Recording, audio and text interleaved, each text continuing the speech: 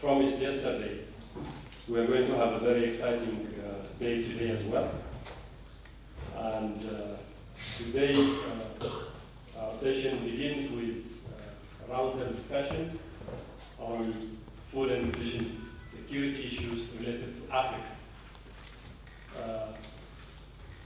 As you all know, the goal of producing enough food for a growing population has been always at the top of the global political agenda.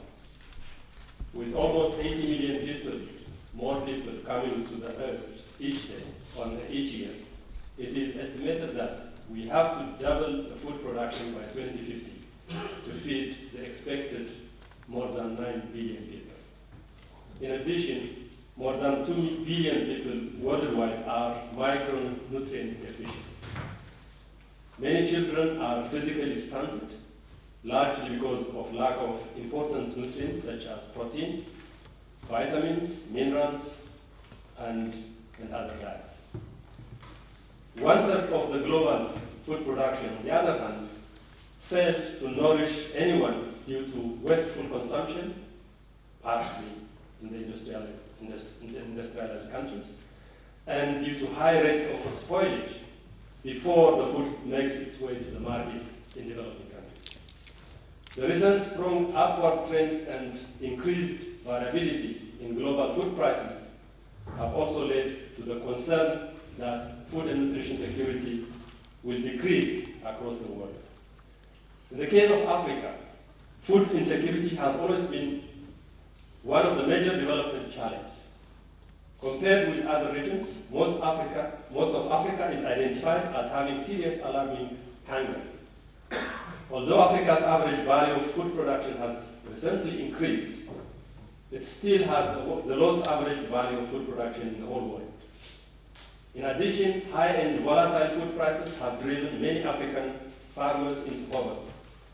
Other challenges like natural disasters, widespread political instability, surging populations, and an increasing number of refugees in various regions have undermined the recovery efforts, and consequently, Africa has still remained largely food insecure. Moreover, more than 1/3 of the population in Africa is malnourished, which is the highest prevalence in the whole world, despite the recent economic growth. The average intake of daily calorie availability is below the recommended level of the 2,100 kilocalories in most African countries. What is more alarming is the situation has been deteriorating recently in many countries. Although it is known that agricultural investment is critical to increasing food production, yet there is inadequate and poorly targeted agricultural investment. We are only just beginning to understand the implication of climate change as well. Resource constraints, coupled by uncertainties over climate change and the unsustainable consumption of non-renewable resources, have introduced new threats to our ability to feed the growing population. In addition, population growth, speculation, biomass demand for non-food users have further complicated the problem and the food system. In view of all these and many other challenges, policymakers are challenged with the task of designing appropriate national and regional policies to address the food and nutrition security issues. Hence, the interdisciplinary research project FOODSECURE has been initiated and developed to help in the design of effective and sustainable strategies for addressing the short and long-term challenges of food and nutrition security. This morning, we would like to reflect on the question, how can nutritious and affordable food be supplied to the current population and to the 9.6 billion people who are due to occupy the earth in 2015 without accelerating the ecosystem damage and climate change, as well as without destroying biodiversity? What kind of policies will be involved to eradicate a continuously worsening food security situation in Africa? And these are some of the questions that we would like to explore and reflect on this morning. So accordingly, this panel in which African experts working broadly on agriculture and food security and food and nutrition security issues have been invited to reflect on these challenges. We have invited several prominent experts working on food and nutrition security issues from the African Union, from UNECA, EEPRI, and from the University of Nairobi to share with us their rich experience and perspectives on food and nutrition security challenges facing the African countries. It's hoped that the forum will enable us to identify the key food nutrition security challenges in Africa and what policies and actions, research priorities have to be initiated in Africa to address these challenges, and what could be the likely future scenario, and what should be the role of development partners like the European Union in the efforts to address this challenge. In order to speak on this challenge and on this issue and this and many other issues, we have invited very prominent people from, as I said earlier, from the African Union, UNECA, from EEPRI and Ethiopian Economic Association, from CORAF, and from the University of Nairobi. I think you have their biography introduction with all of you, but just to highlight. At the very end, we have Stefan Karinge from the UNECA. He is the Director for Regional Integration and Trade Division at the UNECA, a long colleague of ours and mine. And next to him is Maurice. He is Senior Advisor, Department of Rural Economy and Agriculture, the African Union Commission. And next to Maurice, we have Dr. Alemayehu, who is the President of the Ethiopian Economic Association and a Senior Research Fellow, EEPRI, International Food Policy Research Institute. And next to him, we have Professor Claude Adandedjan from the Université Coulibaly and Chairman of the CORAF. And finally, we have Willis, who is familiar to all of you here in the house, from the University of Nairobi. So, Stefan has several other commitments, and he will not be with us for the whole session. And he will make his intervention first, and probably he might leave earlier than we expect. He will be replaced by a colleague from the UNECA, who is sitting over there. He's Nasiru Ba. He is agricultural economist, and he's an economic affairs officer. So Stefan will do the talking, and Ba will answer the questions. So, without any further ado, I think I will invite Stefan to make his intervention, and then we take it from there. Stefan. Okay. Thank you very much, Assefa. Good morning, everyone. Let me again apologize for just coming here, make a presentation, and then leave. But it happens that those of you who are visiting Addis for the first time, you know that this is the diplomatic capital of Africa. And so the head of the ECA, Mr. Carlos Lopez, will be meeting with the African ambassadors based here, and he asked me to join him to go and tell them what it is that we are doing in the area of trade. Now, when my colleague Adama Coulibaly, who is the chief of the Food Security, Agriculture and Land section within the ECA, was supposed to be here, but we had to leave. And so we agreed that I can come and at least talk about what it is at ECA that we are doing, because this session is about some of the research issues and the policy issues that we are working on or that should be worked on in order to deal with the issue of food security, food and nutrition security. And I wanted, before I tell you what it is that we are advancing as the Economic Commission, of course, working closely with our African Union Commission, what we are doing. Let me first, by way of background, say that we've, of course, all agree that agricultural transformation has been critical, at least in the developed countries, and we have seen this experience being replicated in Asia and Latin America. But this has not been the case in Africa. And by agricultural transformation, here we mean the capacity of agriculture to be able to deliver sustainable incomes for workers in the farming community, and also to generate incomes, non-farm incomes within the rural sectors of Africa.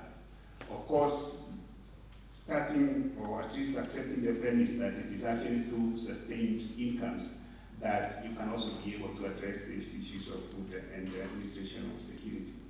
Now, then, why is it that agricultural transformation has not taken place in Africa? We think that one of the reasons why this has been the case is because of the fragmented nature of the African food and agriculture market. And this has made it difficult for farmers to be connected to the market. So if one was to try and address this issue of agricultural transformation, making it happen in the continent, one of the things that we need to do is to address this issue of the fragmentation of agriculture and food markets, which is making it impossible for the African farmers to be connected to the inputs and products market. Now, what then do we need to do, or what is it that we are advocating? We believe that for us to connect the farmers to the market, we need to work more on the issue of value chains. Now, of course, you can do value chains to address the fragmented nature of the market, both at the national, sub-regional, and continental level. So, from a policy point of view, what we have been working on, and what we believe should be one way to address this food and nutritional security, is to scale up the whole idea of value chains, the regional value chains. Of course, this does actually have a lot of policy issues. And you know, I come from the regional integration division, so I'll tell you what are some of the things that we are trying to, or what Africa is doing to try to address this issue of having regional value chains evolve and deepen. Now, just to mention that in the context of advancing this work of regional value chain, we have been working as a commission with COMESA, which is one of the regional economic community. And basically what we have done with COMESA is to say, okay, if you look at Southern Africa, they actually produce a lot of cereals in terms of maize. If you look at a country like Ethiopia, they do very well in the area of livestock. And so, as part of deepening the regional value chain within the COMESA region, we have looked at the cereals and the livestock sector and asked the question, what then do we need to do so that we can make sure that within the countries that are members of this regional economic community can actually benefit from agriculture in a way that you move from production to the value addition in a way that you're able to exploit the comparative advantage that you have in Ethiopia, maybe of livestock production, the processing of or the production of shoes in Kenya, and that is the stage where we are at. based on the experience that we've had within COMESA, we've started now working, of course, with other institutions like FAO, International Rice, to replicate the development of a regional value chain in the area of rice for ECOWAS, the West African region. In other words, the point I'm trying to emphasize is that in the context of addressing food security or food and nutrition security, we believe the deepening of regional markets within Africa is going to be one of the approaches, or at least one of the things that the policymakers will have to deal with. But then you may ask, oh, we've had this in the past. What exactly is being done? Now, let me bring now the regional integration or the trade dimension of what is being done, and maybe after that I will stop. We believe that Africa, for it to transform, it needs to take full advantage of the regional space that we have in the continent. I'm not saying that we shouldn't be connected to the global economy, but we need to address those challenges that make it very difficult if you are an agricultural producer or an agricultural agro-processor, which makes it difficult for you if you're in the East African region, for instance, to be able to take your goods or your products, value added or even raw, to the West African region. You will be surprised to know that in terms of protection of the agricultural markets within Africa, for Africa, it is much more difficult for us as Africans to trade with each other than it is with the rest of the world. So we don't think and we don't believe that the regional value chains that we are trying to advocate can actually take place unless we address some of these policy challenges. They may be in terms of the non-tariff measures, they may be in terms of the tariff measures. So that is what we are currently focusing on. The AUC will tell you that we already have on the table an idea of coming up with a continental free trade area in the continent by the 2017, and we believe that agriculture and agro-processing would play a key role in ensuring that this continental free trade area is going to benefit the continent. Of course, there is the whole issue again of infrastructure, because even if we agree that we want regional value chains, we also have to address the issue of the hard infrastructure. And if I had an opportunity, I can tell you, even in the context of infrastructure development, this is being done, taking into account the whole issue of rural infrastructure, even as we talk about connectivity between countries. So, again, to conclude, I think food and nutrition security in Africa will require, among other things, addressing those challenges and constraints that make it difficult for farmers or agricultural producers and agricultural consumers to be connected to different markets. And that need not just happen at the domestic level, it has to happen at the sub-regional level and also at the continental level. And the good thing is that those who make decisions within this continent have already come up with frameworks that are actually going to address these issues. The question is whether we are able, as technicians and people who advise them, to actually tell them this is how we think it can be done. So thank you very much.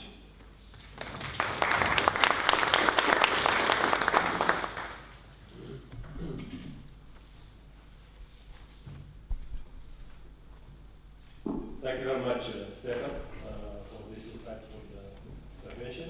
And I think the important message is that farmers need to be connected to the market. So as take that very seriously. I mean, before Stefan runs away, is there any quick question that anyone would like to raise? Just, yes, Mahendra Dev. I just want to ask you. Just wait. Let's ask Mike.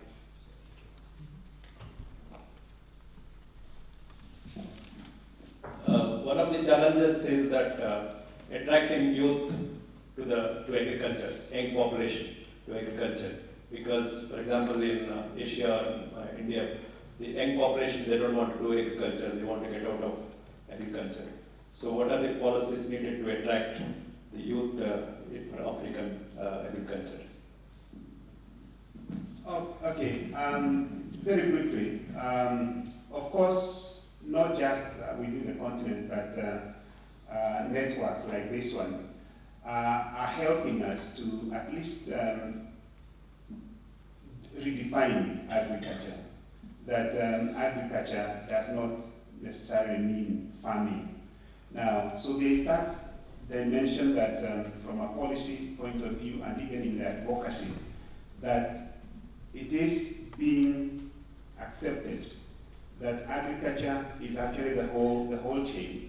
And the only way you can, of course, be able to attract the youth, the young people to agriculture is making it them see and appreciate that it can be a business like any other business.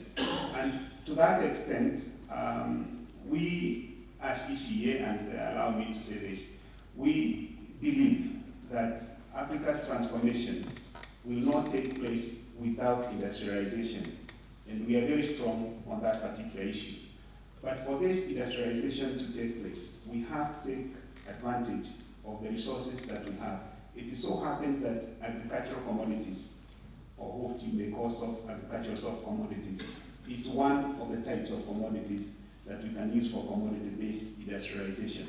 Now, of course, now if we have the whole value chain regionally and even globally using these agricultural commodities, we believe through that the youth can actually be able to appreciate that agriculture can be a business, and they don't just have to farm, they can also add value. So that's how we are looking at it. Thank you. Any last quick query? Otherwise, we leave at that. But before we leave, yes, Maurice. Only one. Sorry. Last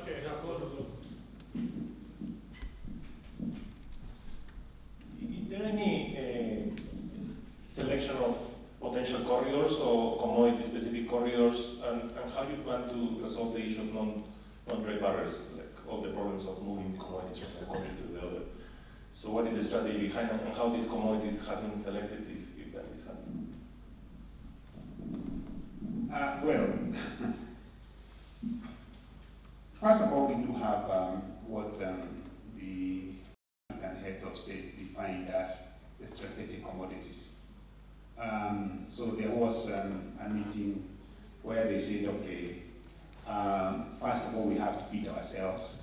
We need to address this whole, people have different figures. There are those who will tell you that the import bill for Africa of agriculture-related products is about $50 billion.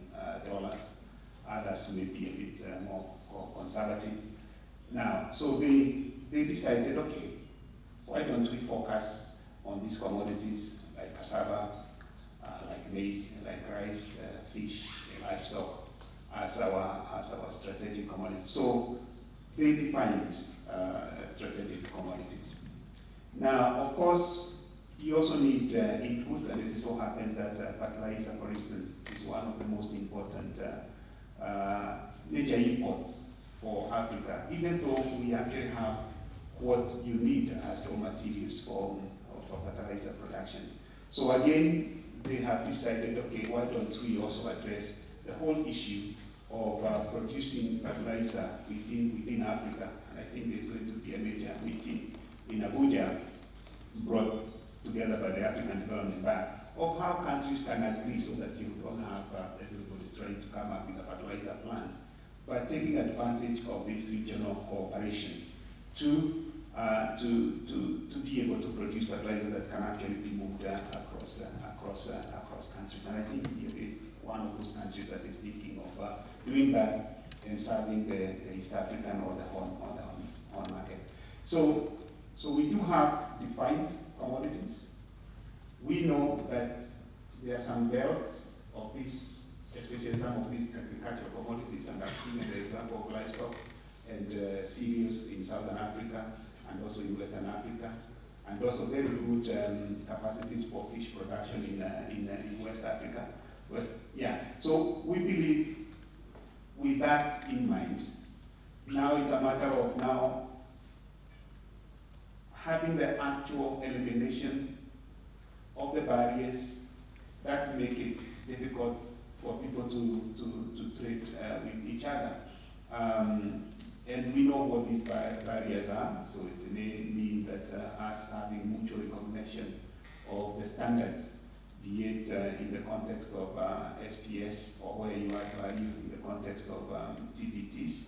And since we do have institutions, regional institutions, ECOWAS, EAC, Arab Maghreb Union, SADC, since we have these institutions, we do believe that given the political commitment that is there, it's just a matter of seeing how do we exploit these institutions, which I must accept are not very strong, they are weak, they have weaknesses, but at least to make it happen. And I think it's happening in the East African community, whereby the standards issue, they have now an East African community mark of quality, even though you have a bit of challenges. But I think that is one way that you can make these corridors evolve. Thank you very much, Stefan. I think if Stefan wants to stay with us, he's most welcome. Otherwise, he can sneak out from the room and Nasiruba will take over. That's not a good idea. So next, we have heard the perspective of the UNECA. What does the African Union Commission have in store with regard to food and nutrition security? And I invite Maurice to reflect on that issue. Maurice.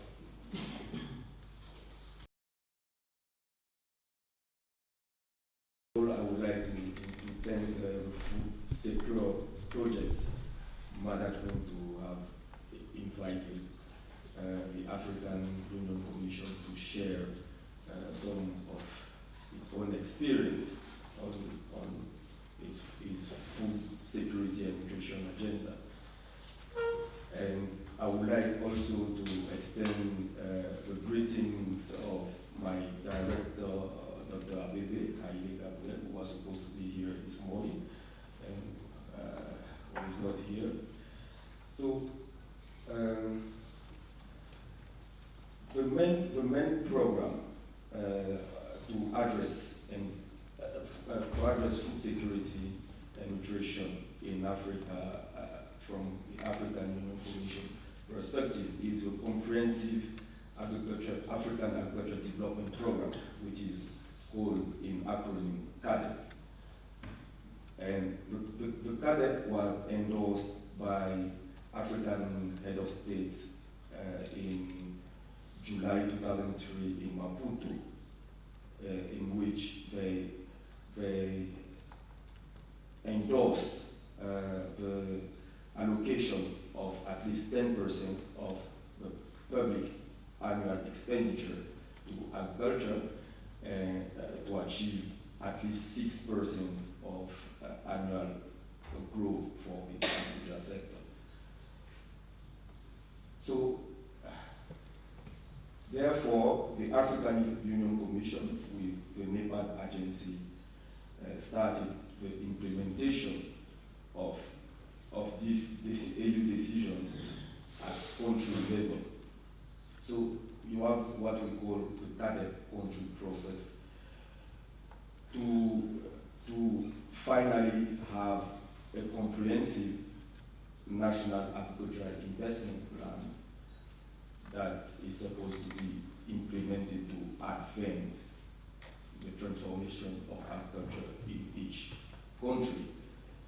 And the National Agricultural Investment Plan is the product of an evidence-based and an inclusive process, I would say, because during the process you have some analysis that are done, and for this we thank EEPRI that helped a lot in the economic analysis to identify the potential areas of the agricultural sector in each of these countries, to be able to go to bring together the different stakeholders of each country to sign what we call the compact, which is an agreement among all stakeholders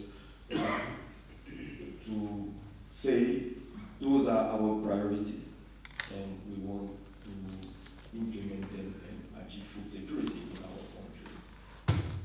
Therefore, this agreement is detailed in what we call the National Agricultural Investment Plan. Well, it has been now 10 years that the CADEP was implemented at country level. We are happy that it attracts most of our countries, because up to now we have 34 countries that have signed the compact. We have 30 countries that have their investment plan being reviewed by the African Union Commission and the NEPAD agency. Some of them are very far in the implementation. I will take the good example of our champions like Ethiopia, like Rwanda, who is now starting the next round of its CADEP process. Tanzania, which is about to start the next round of its CADEP process. So it's interesting, and countries are interested in having the CADEP as framework to advance their agricultural transformation agenda. And within the CADEP, you have 4 different main pillars.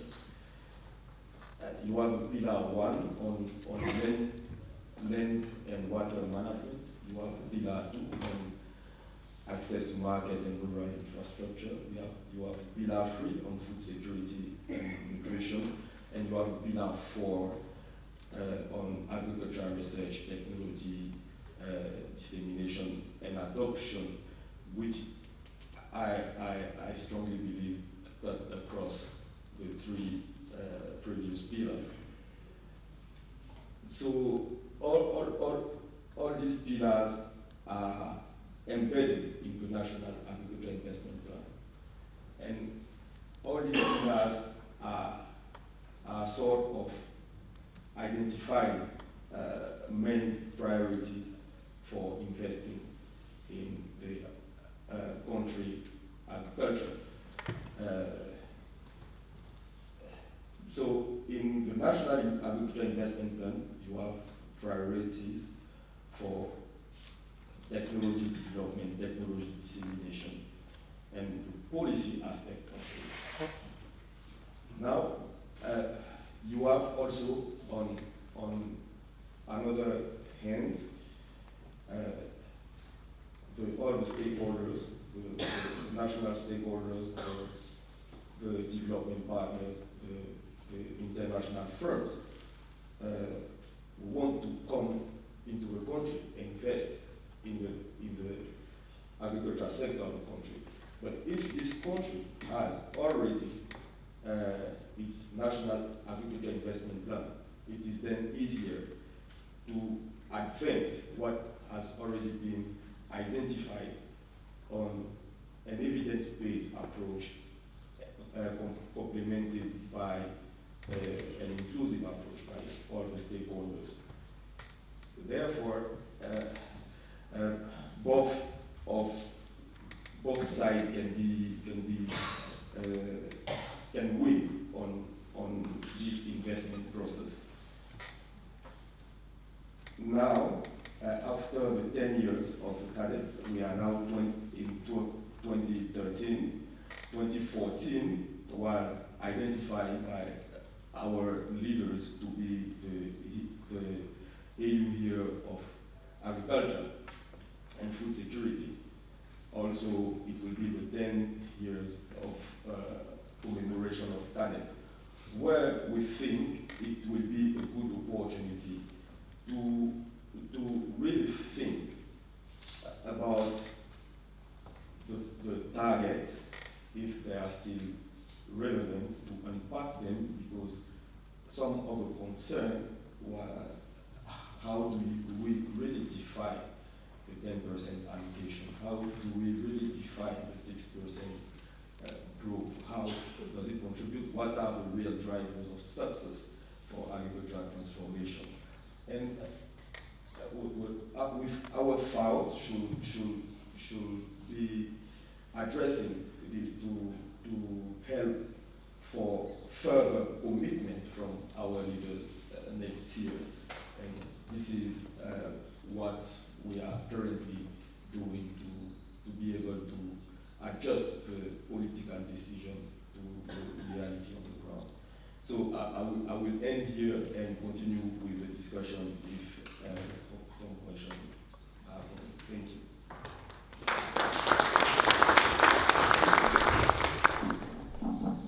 Thank you very much, Maurice, for highlighting issues related to CADEP. CADEP, for those of you who may not be familiar with CADEP, CADEP is a framework which encourages countries to spend at least 10% of their national income, allocate 10% of their national income to agriculture. That is the kind of framework that has been agreed in Maputo by the leaders of the African countries. Any quick question from Maurice? Any quick? We'll come back to the discussion later on, but I think there is a need for clarification. Quick queries for him. Maxim.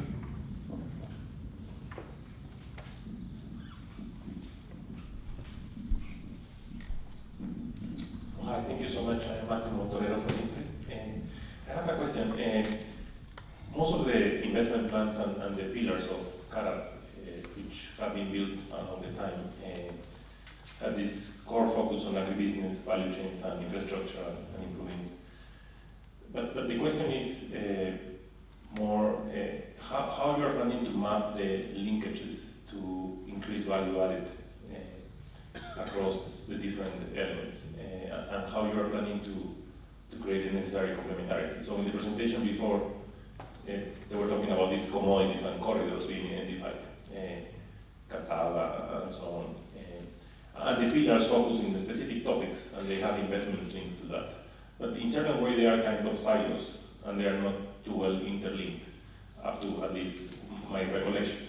So what is the plan to create that interlinkage of the different pillars so that you can get an effective corridor for the commodities and to link to trade markets?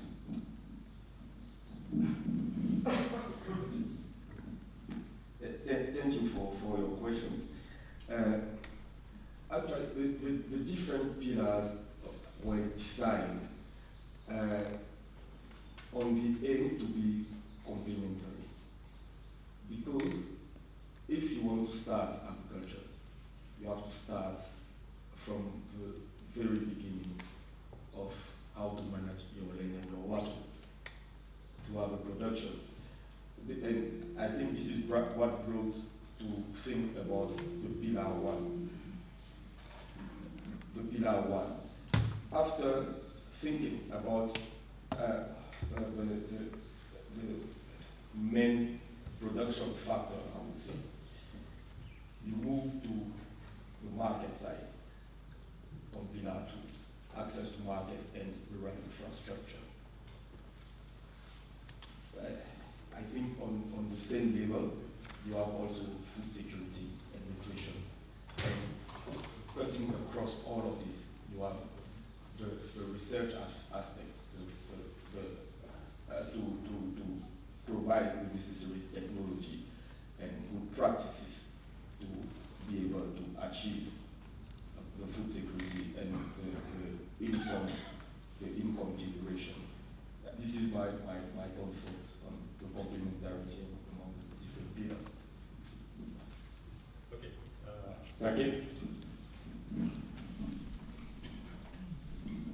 Thank you. This was very encouraging to see how fast CORAF really has taken off in a decade. Could you elaborate a bit on pillar number 3?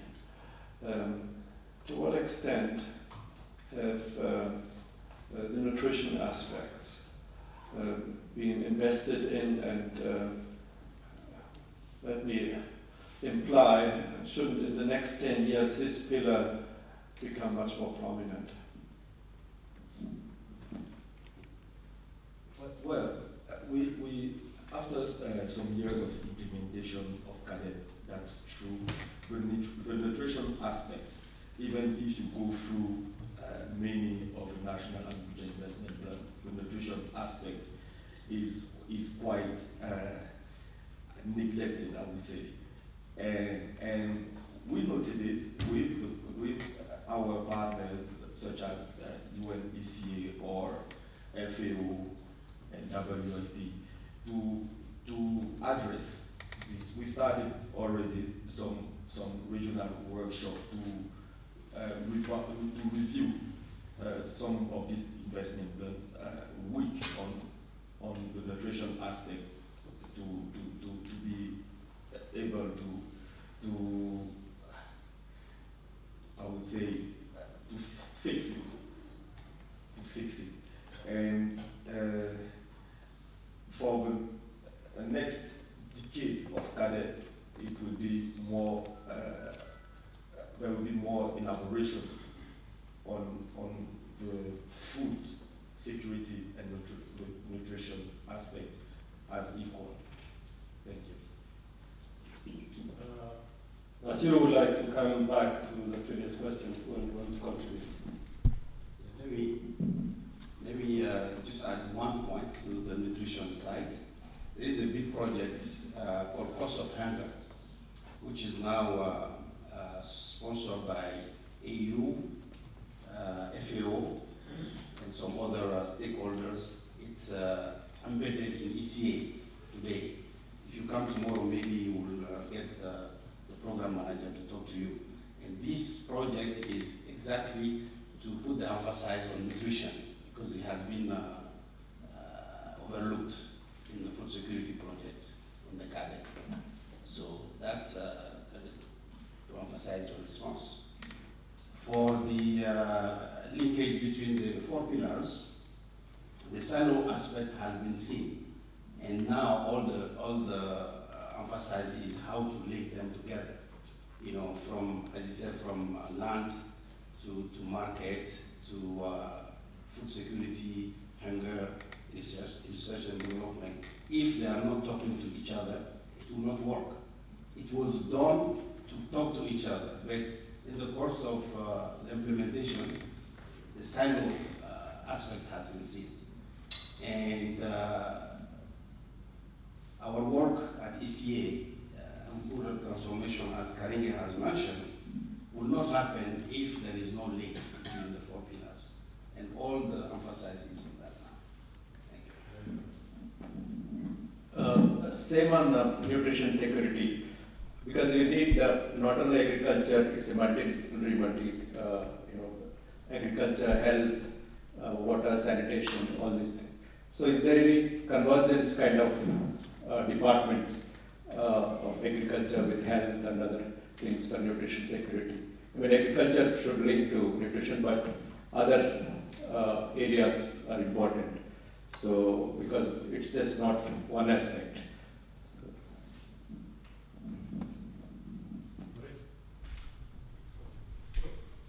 I take it as a contribution, as a comment. I think is right, and I take good note of this. Any last? Really?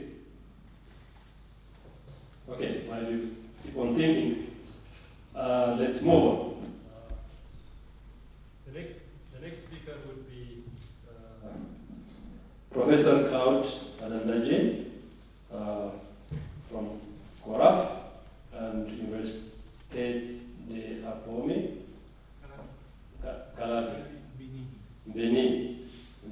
There are two Benins in Africa, you know. There's Benin in Nigeria and Benin country. So, Professor. Thank you very much for this opportunity to share my view on this important issue of food and nutrition security.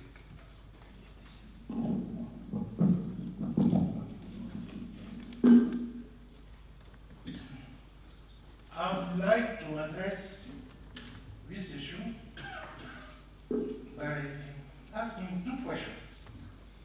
The first one, why to invest in food nutrition security? My answer will be the best investment in productivity for development will be done by investing in nutrition. As you all know, agriculture provides for food and nutrition, but it is very sad to notice that policy and program failed to take sufficiently food nutrition into account. We just noticed it during the discussion.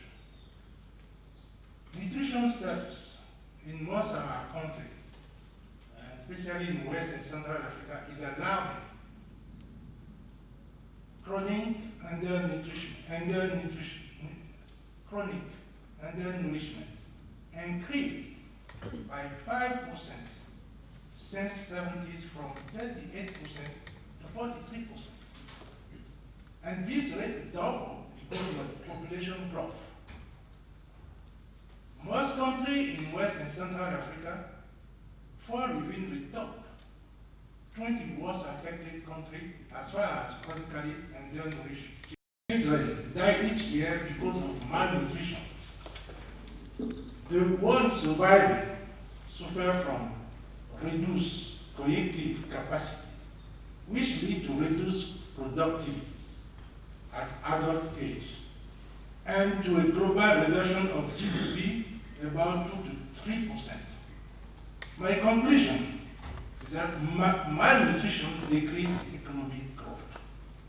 Improving nutrition not only is a problem of solving social protection, but more an economic problems. The best investment in productivity for development will be done by investing in nutrition. That's why it's so important to invest in food and nutrition security. The second question I'd like to address, how best we do it to have very rapid impact. My answer will be by addressing the immediate causes of malnutrition.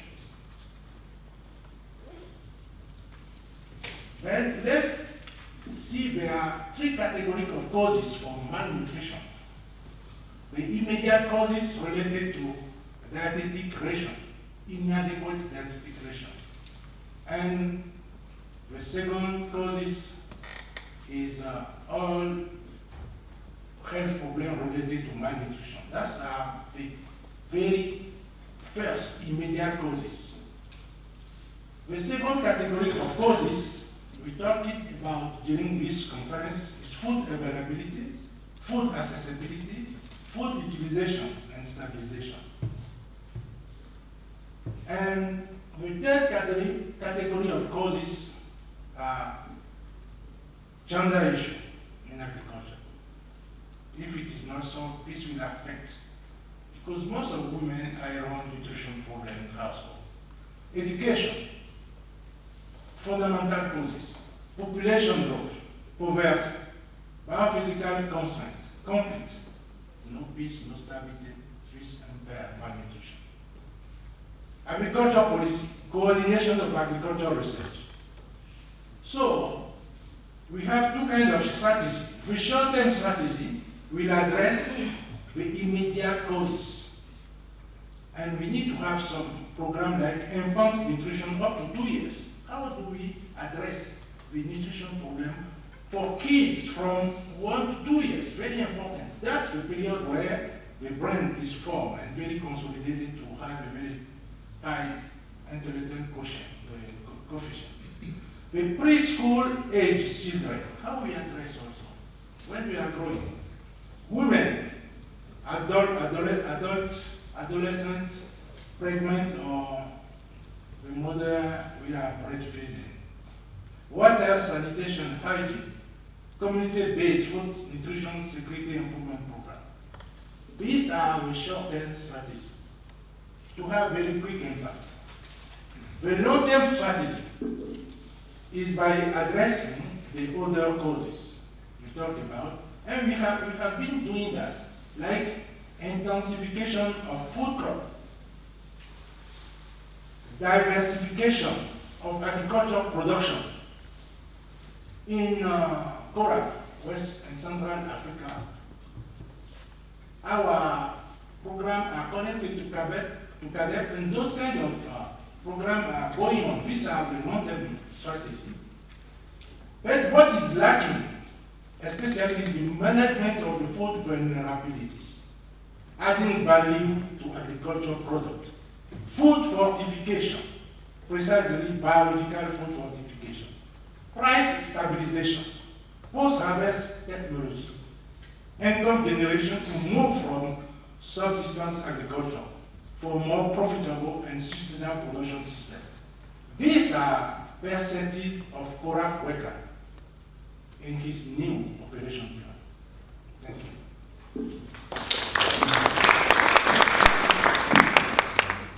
Thank you very much, Professor.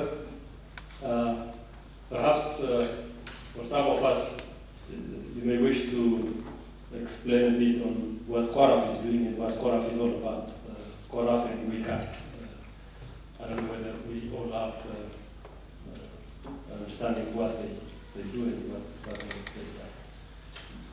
say. Briefly, CORAF stands for West and Central African Council for Agricultural Research and Development.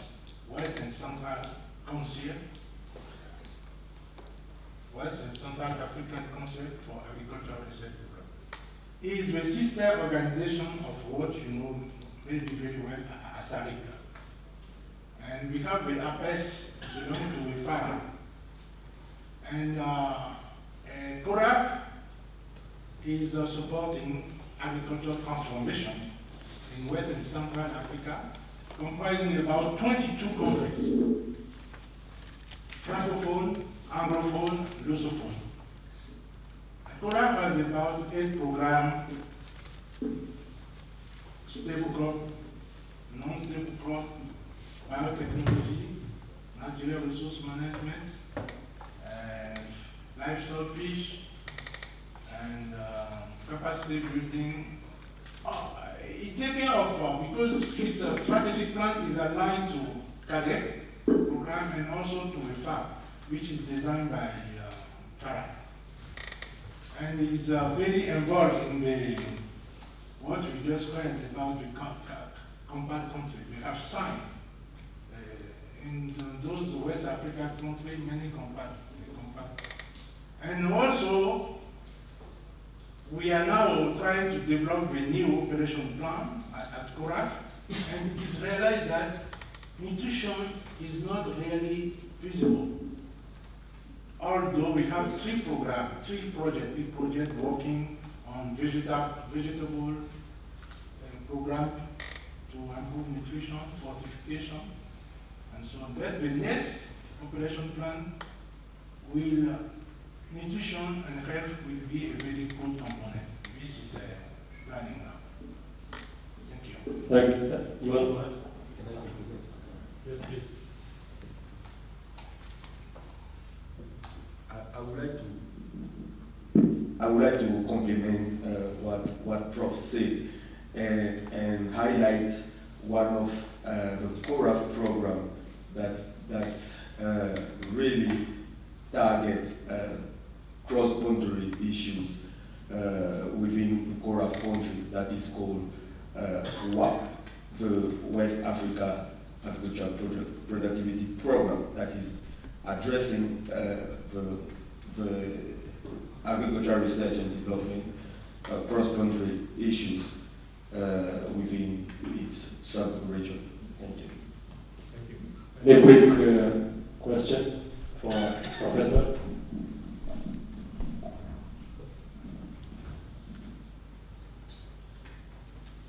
You like to think of, right? If that is the case, we move on. I will now invite my boss, Dr. Alemayehu. He, as I said, he is a senior research fellow at EEPRI, based here in Addis, but he is also the president of the Ethiopian Economics Association. So he is my boss. Dr. Alemayehu. Thank you very much. As you know, in such cases, usually the boss says somebody else is the boss. So it's like clearing that issue. The topic of discussion is very broad. In fact, it amounts to asking, in my view, about development in general, because food and nutrition security, I think, particularly for poorer countries like ours, is at the core of development. So I was for a while at a loss regarding what to say. Then I was saved by two things. The first is the word in the title of the topic. It says research and policy challenge in. It did not say of. So the word in gives me choice. I can be specific. That is the interpretation I took from that. Second, this is a conference based on a research project. So that gave me another handle to focus my reflections. I would like to start with a premise, basically repeating what Assefa said at the outset, in a slightly modified form. What is the role of agriculture? Because we're talking about food and nutrition, and the role of agriculture is, of course, prominent. It is easy to identify about four such contributions expected from agriculture in a more general equilibrium context. The first is to trigger overall economic growth, contribute to growth. Economic growth through intersectoral linkages based on investment, consumption, production, and labor linkages. It's also expected to increase incomes and through that reduce poverty. And more relevant to the discussion here, it's expected also to contribute to food and nutrition security by making more food available, not only more food, but also better quality food available, for instance, through fortification and similar innovations. Fourth, and not least, it's supposed to conserve resources while doing all this so that sustainable resource use is achieved. And all this is to be achieved in the context of pressures coming from the demand as well as the supply side. Demand side pressures, again, as I pointed, some of them include rapid population growth in some parts of the world. Income is growing in others. Biofuels and the demand for them is expanding, and this creates demand and reallocation of crop and output portfolios within agriculture.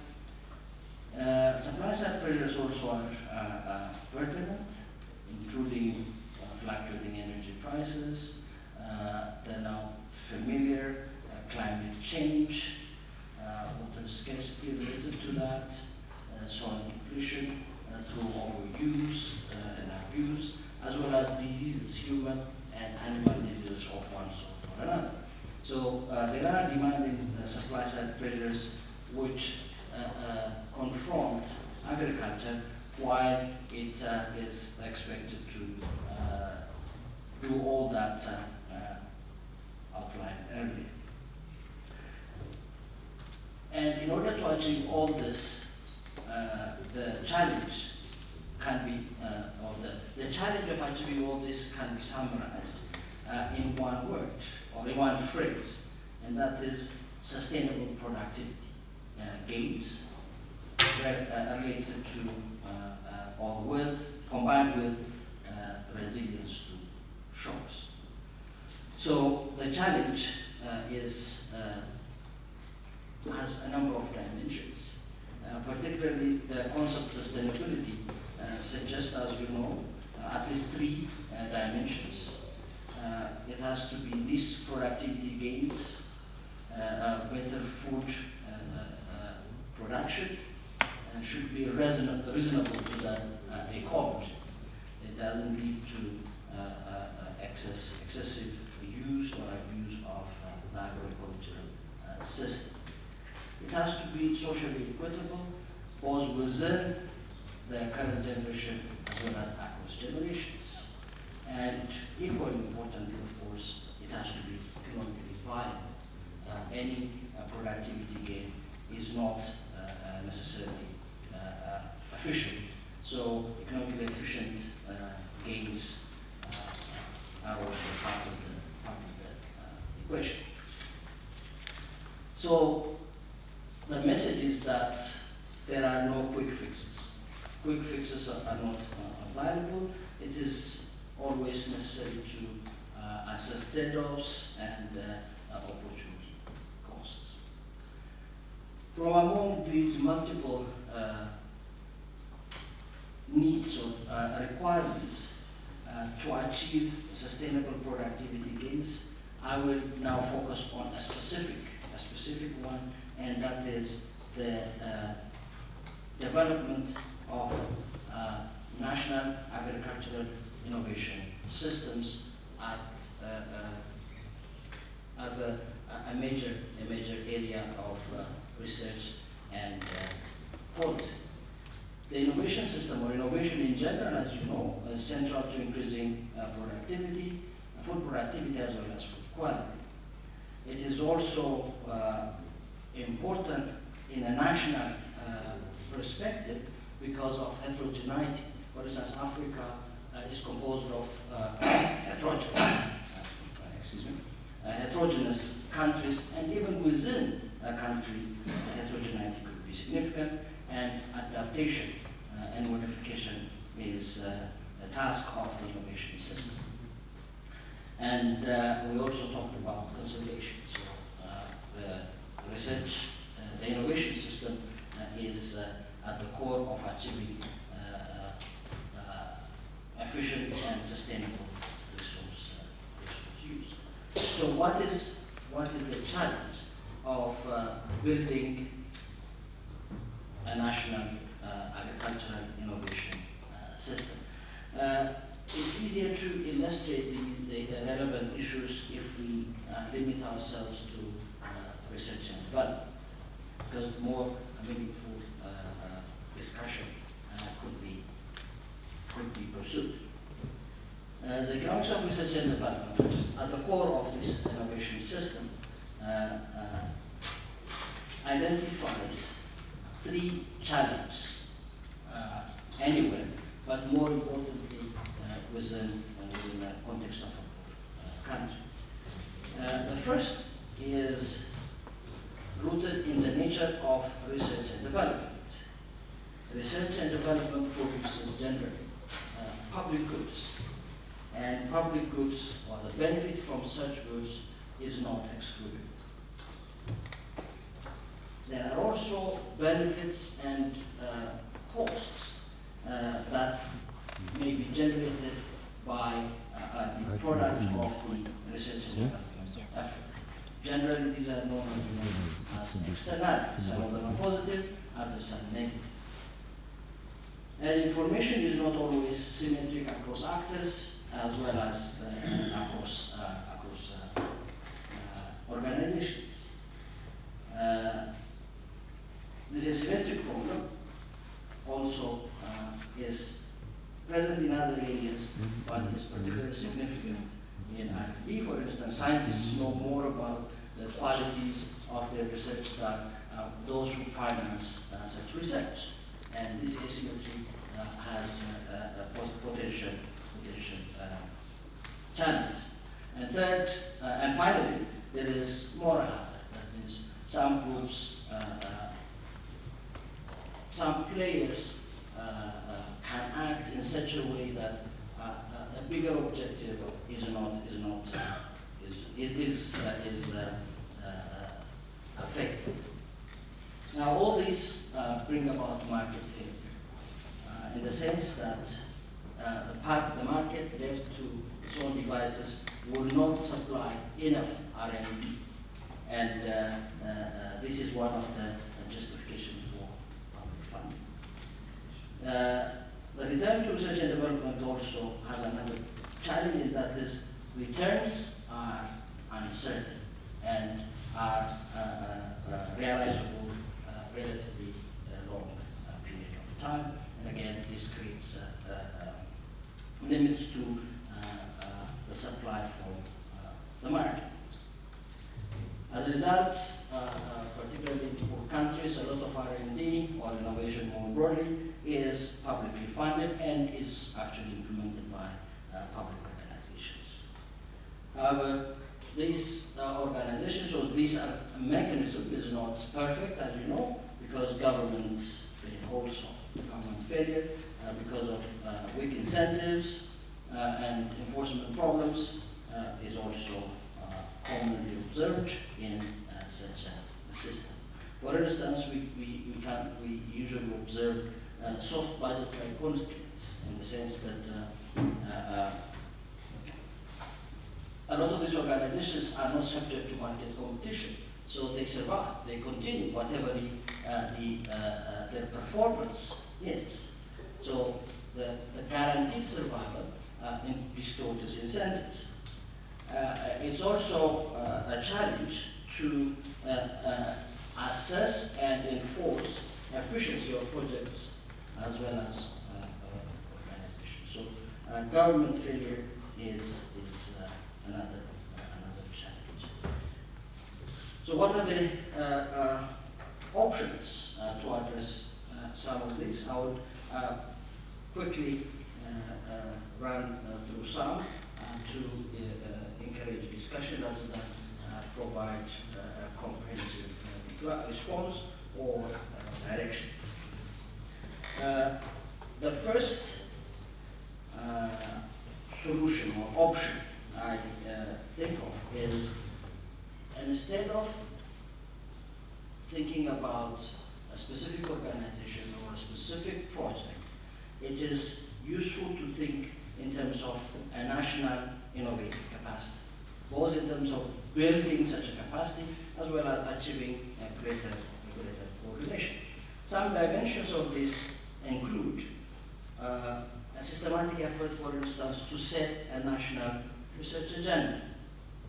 Again, this is intended to address some of the coordination failures that are common in the innovation system in a number of countries. Second, think in terms of competitive funding. One model, not perfect, one model, one kind of considered is the National Science Foundation model of the United States. Third, be serious about research and development in public organizations, and one way of doing so is, again, this may sound trivial, but if it is done well, as in some developed countries, could be useful, is to have a chief scientist in each ministry. A chief scientist in a ministry will help coordinate, liaison, and this fragmented effort could be better coordinated. Second, it is useful to build a better knowledge management system. A lot of knowledge appears to be available, but is not used, partly because few people are aware of it or have access to it. And in a number of areas, the wheel has been reinvented many times over. So having such a knowledge management system is very useful. And it is, the related problem is that it is not very, it's a timeless task. Having, for instance, a synoptic bibliography of datasets or research output and an archive, managing an archive. All these are timeless, but very useful and very, the returns could be particularly high. Third, it is useful to practice regular evaluation of the research and development system systematically. And these could be built into the regular assessment of such organizations. More individual level solutions would require improving incentives. For instance, in public research organizations, inventors or innovators can be allowed to share a certain fraction of the potential returns of the innovation. Regular national competitions and awards could be useful. Independence to manage resources and research agendas may be also a useful instrument. Finally, it is, I think, very important to encourage research partnerships. I think this gathering is particularly focused on that. These kind of partnerships could be domestic or national, as well as international. At the national level, universities and research organizations should regularly collaborate and attempt to provide the required knowledge. At the international level, meaningful collaboration should be the target. By meaningful, I mean regular, long-term, and demand-driven collaboration. It is the benefits that could be obtained from project-by-project collaboration is limited. If we can achieve long-term and demand-driven collaboration involving multi-year and multitask arrangements, the benefits are much higher. So these are some of the specific options that could be pursued in order to encourage the emergence of a national agricultural innovation system. Thank you.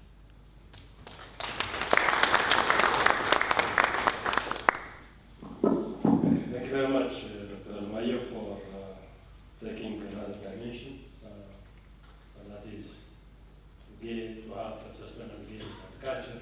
We need to work more on the innovation side.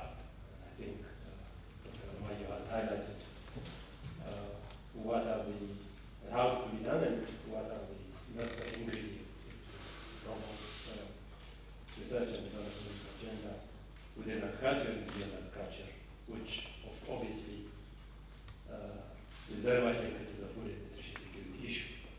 Maximo was raising yesterday, where do I spend my $1 if I have to spend it between agriculture and non-agriculture sector in order to meet the challenge of food and nutrition security. I think this will remain as a dilemma, but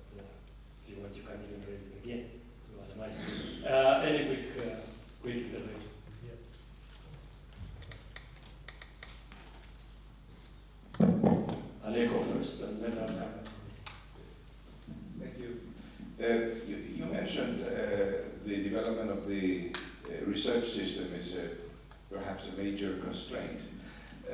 From the little I know about Africa, most countries do have a system. It may not be the best, it may not be the most efficient, but they do have a system. And in fact, it appears from what I hear from African experts that there is a set of technologies that is readily available for adoption by farmers. But the biggest problem really is adoption. It's not so much creating new technology, rather there is a lot of mileage that can be covered by adopting existing technology. I mean, here in Ethiopia you have several examples of fertilizer adoption where productivity has increased a lot. It happened also in other countries. So my question to you is, do you really see that the science and technology system is the real constraint, or is it really finding ways to disseminate and adopt a lot of these technologies, especially by the smallholders?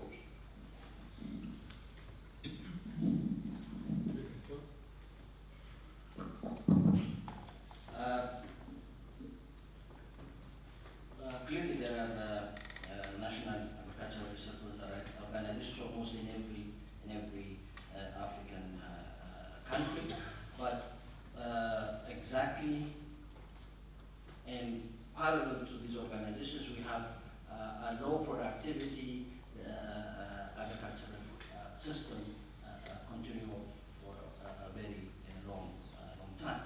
So as Aleko said, obviously adoption is a critical challenge, and one dimension of this adoption process, of course, is to ask why such adoption is not taking place. And a number of answers could be provided. There is sufficient evidence, for instance, that some of these, if you like, technologies are low return when they are confronted with the circumstances of the smallholder agriculture. Recently there was a study, I forgot the researcher's name, after looking at the number of existing technologies, so adoption and then the need for new ones. The maximum yield gain in under smallholder conditions for currently existing best technologies is 50%. Now, with 50%, where do we go?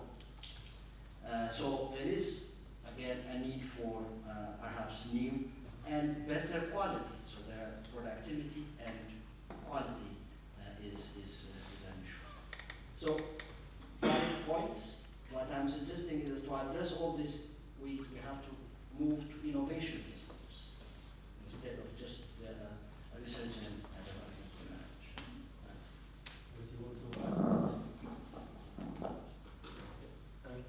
Talking about innovation system, previously when I was in FARA is standing for Forum for Agricultural Research in Africa, we had a very interesting program called SSACP, Sub-Saharan Challenge Program, that was focusing more on small-scale innovation platforms, where locally you will bring together the farmers, the input-output tiers, the research, and the extension to be able to identify the main issues and challenges along certain value chains. And this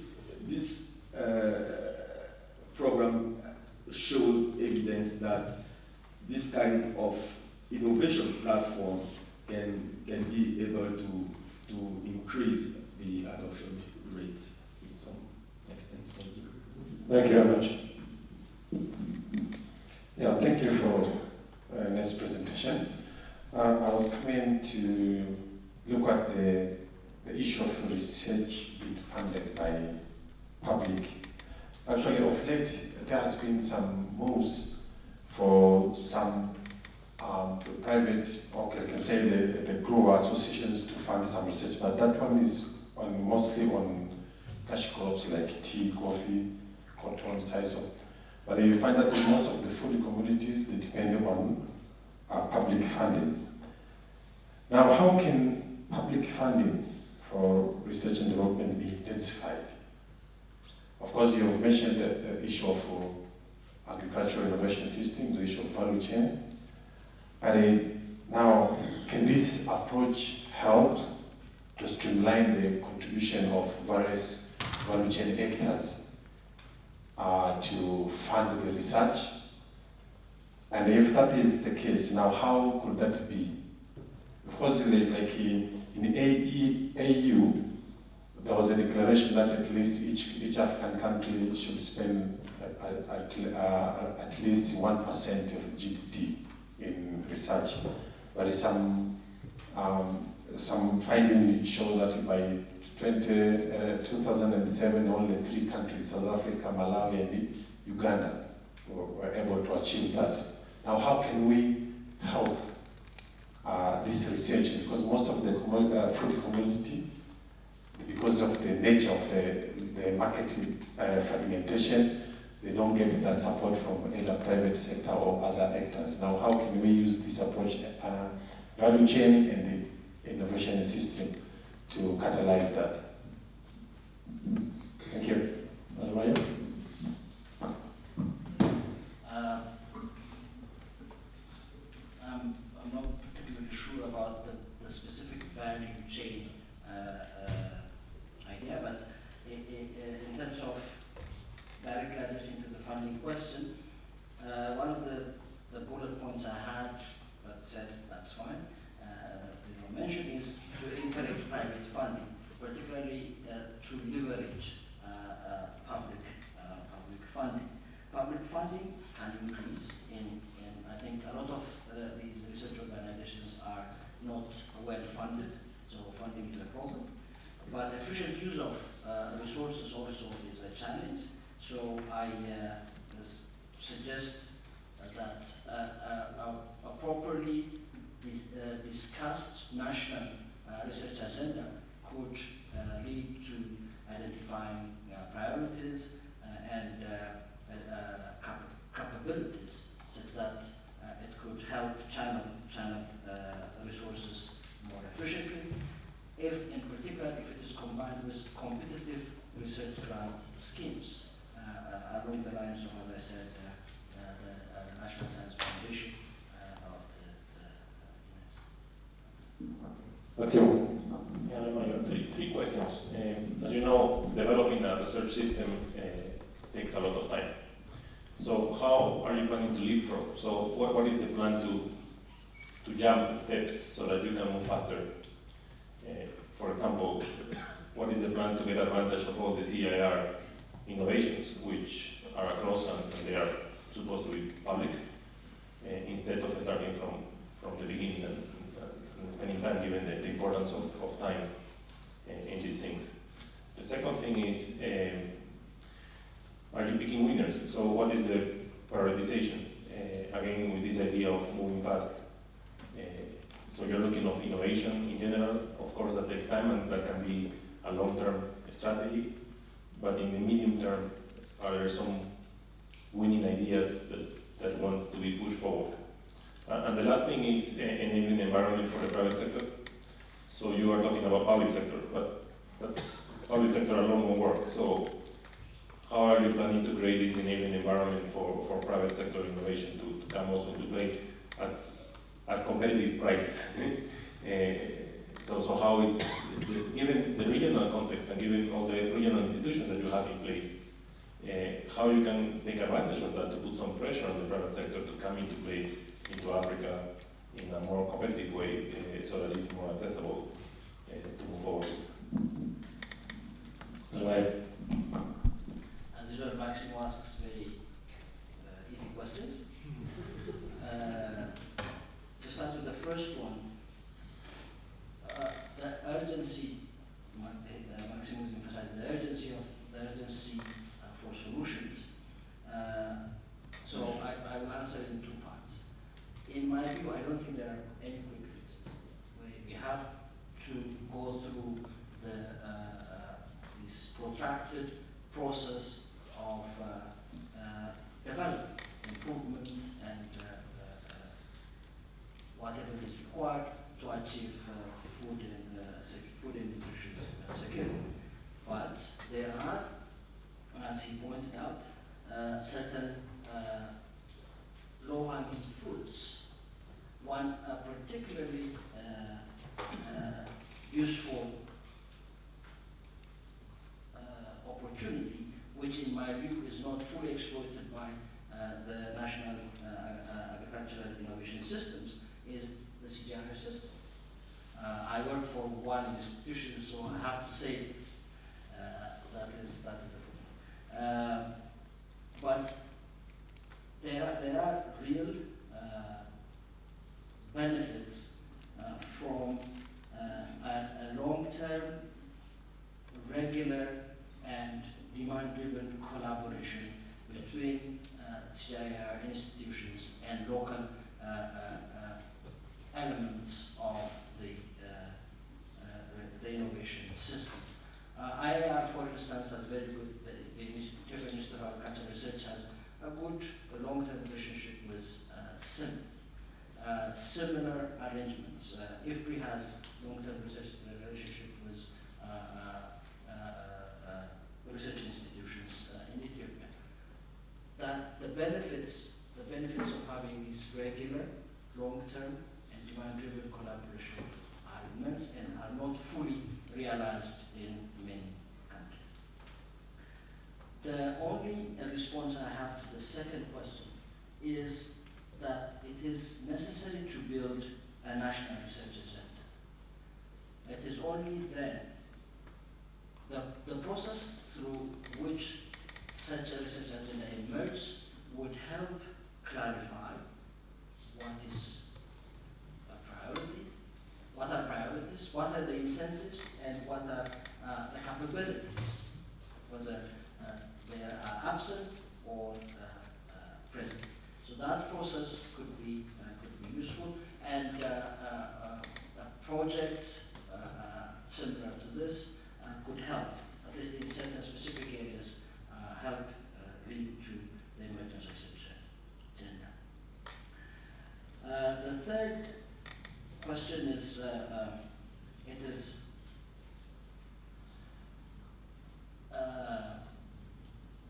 as we discussed, at the core of innovation, we have all these programs which led to the dominance of public sector operators. However, because of their dominance, they in some sense do not fulfill the task they accepted. So it is useful to attempt, this is easier said than done, public-private partnerships of different types. One way, for instance, is if we have effective farmers' organizations, they can be brought to the innovation system as major players, and they can provide some funding, and gradually they can shoulder the bulk of the investment. It is also possible to have such partnership between public organizations in the national in a country within these big international organizations specializing in agricultural research and development and innovations such as Monsanto and Pioneer and so on and so forth. It is possible to arrange incentives and enforcement mechanisms to exploit such partnership. David. I may ask you two, three questions. It seems that there is a big literature about systems of innovation. And generally they have several elements, some organizations that come with a basic idea, some organizations that do the development and move forward.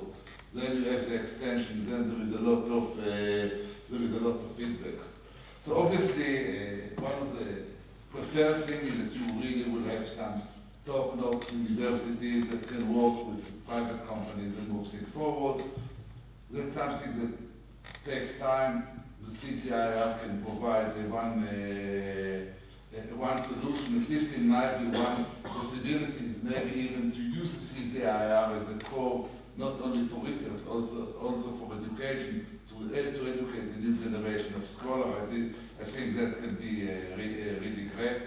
Now, the second stage is you need someone to support the research, the development, to move it forward. If you have a mechanical, for example, a cocoa harvester that will reduce the that need to be super sophisticated, but make the marginal value of workers a little bit higher can be great, or things for smaller.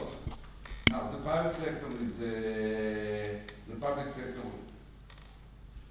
can do some, donors can do some, you need the private sector. So, where do you look? How do you see yourself interact with big corporations? Now, you mentioned the name Monsanto, so I will mention something that I think, at least I would like to see what you think about. It's quite clear from research that we did elsewhere, that if you introduce some of the existing GM technologies in corn, you can increase yield in Ghana and other countries by 60 to 70%. There are some technologies that you can work very easily with companies to commercialize, but there is political pressure against them.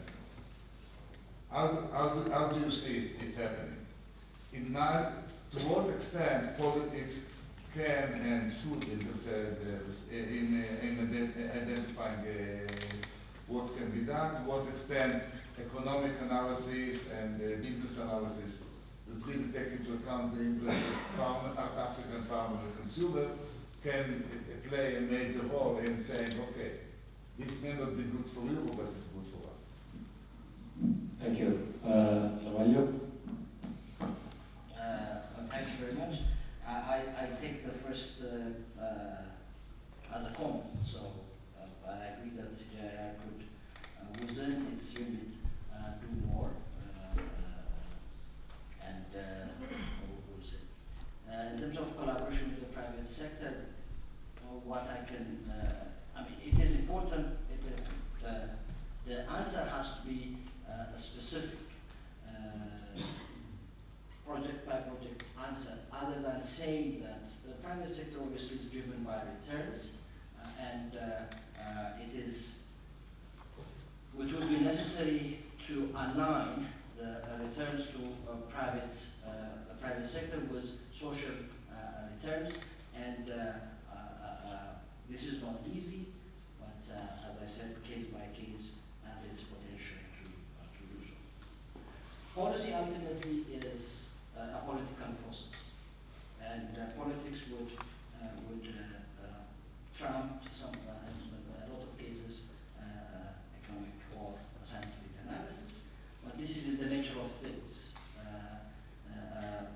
As researchers, we have to realize that and recognize that the fact that our research, given our standards, is correct doesn't make it viable because of its political nature of the policy process.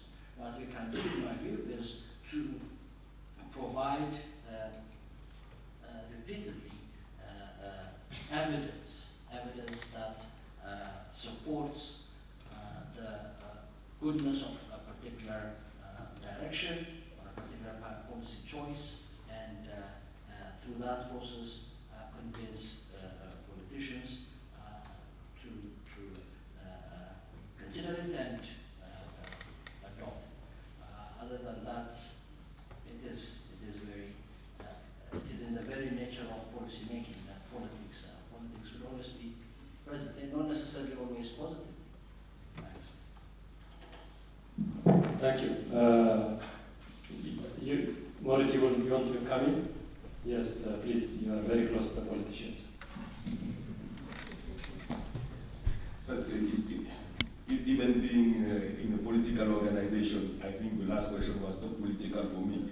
So let me come back to the contribution of CGIAR in advancing the the target agenda.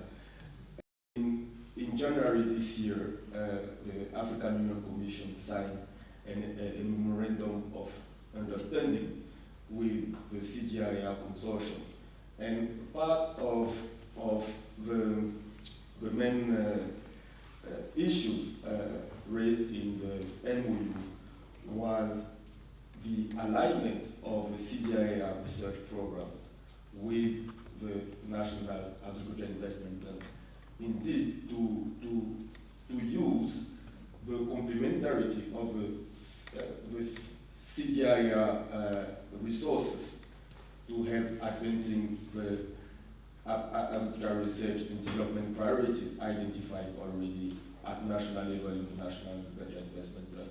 I think that's what I wanted to add so far. Thank you. Okay, thank you. The last one, Dr. Said. Thank you, Dr. Alemayehu, for raising this important issue of innovation. Particularly when it comes to Africa, definitely innovation comes first. My point, though, is that I think innovation has to be purposeful, and farmers willingly should accept that innovation, and it has to be purposeful. So, could you please reflect on the role of aspiration? I know you are working on that. On the propensity of being innovative, because if they target for just a certain low level of output and maybe a target of a pair of oxen or two, then even backward technology could suffice to achieve that. So don't you think really aspiration, which I know you are working on, would be quite relevant on that? Thank you.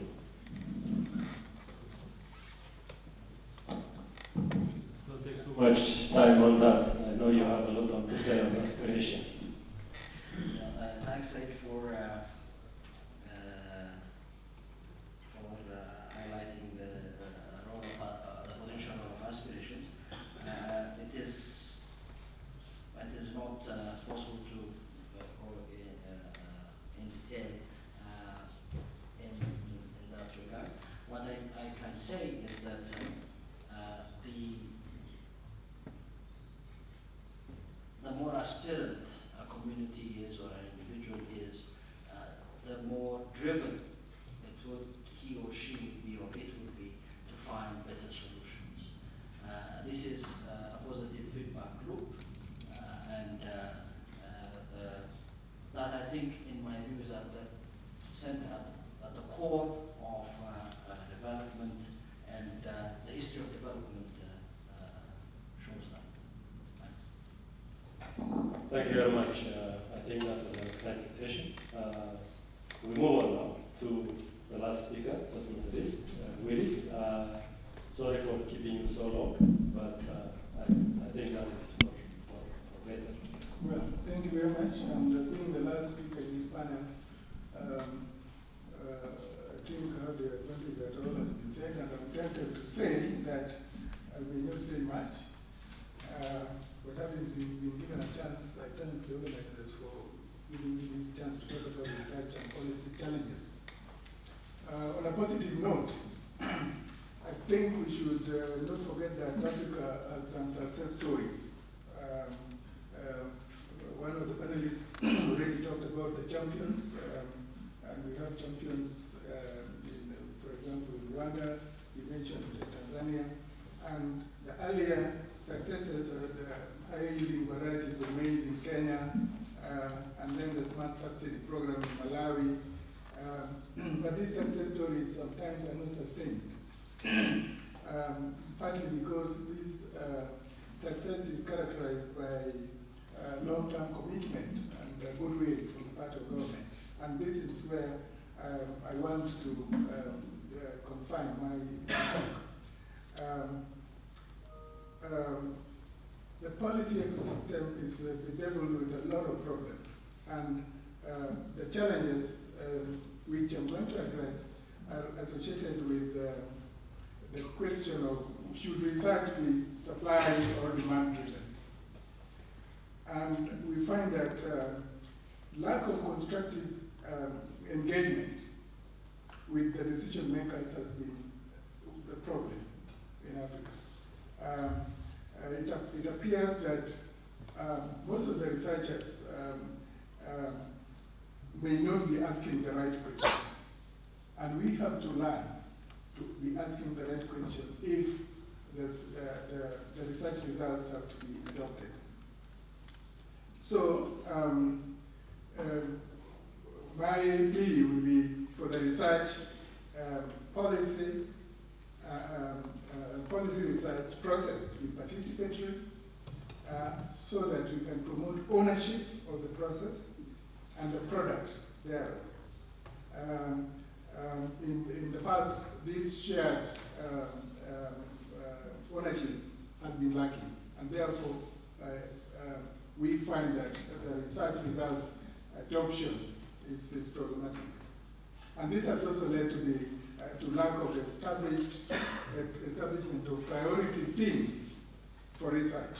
I mean, the research agenda has been inconsistent, and it appears that research tends to be reactive rather than proactive. And if we have to be proactive, we have to engage with those who demand the research. So priority setting agenda is key to adoption of the results. And of course, the contextualization of the research findings and results is equally important. Now, the other challenge we face in Africa is the capacity for policy analysis, which is very weak. And we find that the necessary skills for sound policy analysis is slightly lacking. And the few good researchers we have are overstretched. And the incentives also lack. Those in the diaspora who should come and help us do research are unwilling to come. So those remaining and sacrificing to do research are overstretched. And therefore, the indigenous kind of research is largely lacking. And that creates the problem of more or less donor-driven kind of research, because the donors come with the money, and therefore with the lack of incentives from the public systems, the research is done in another way rather than a systematized kind of fashion. There's the political economy, and that has been talked about, which largely carries out research based on quick wins, and some of them quick and dirty kind of research. And this is because the the horizon of the politicians is very, very short, and we need a program which is long term, and which you can do research so that so that you can get a sustained kind of research output, which is demand driven. The other problem is the multidimensionality of food and nutrition research. This we have talked about at length,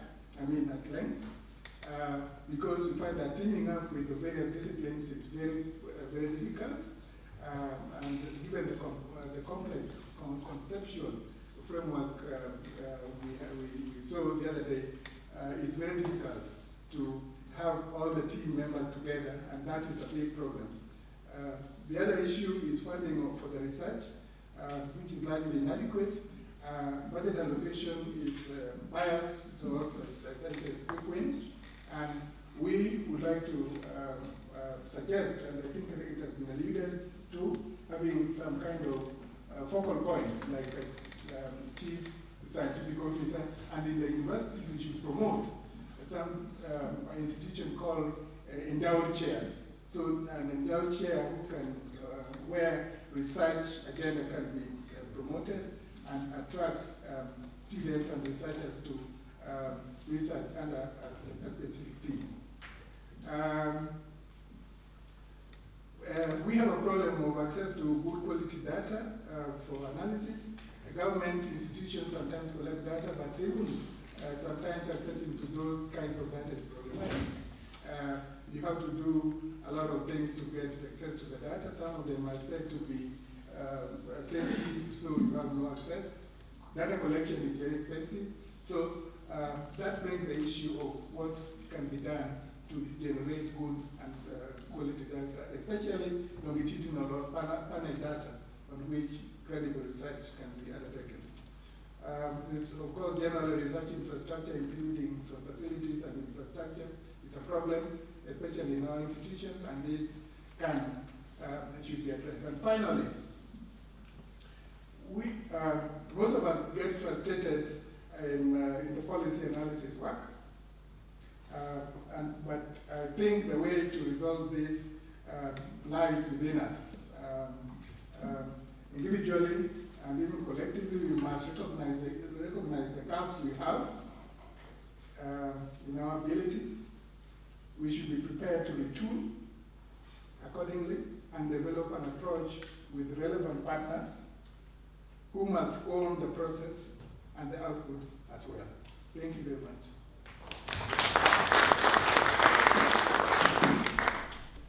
Thank you very much, Willis. Well, not everything is bad about Africa. At least there are some success stories, and that is, I think, very, very useful to conclude the session. So, quick questions. I recognize the argument.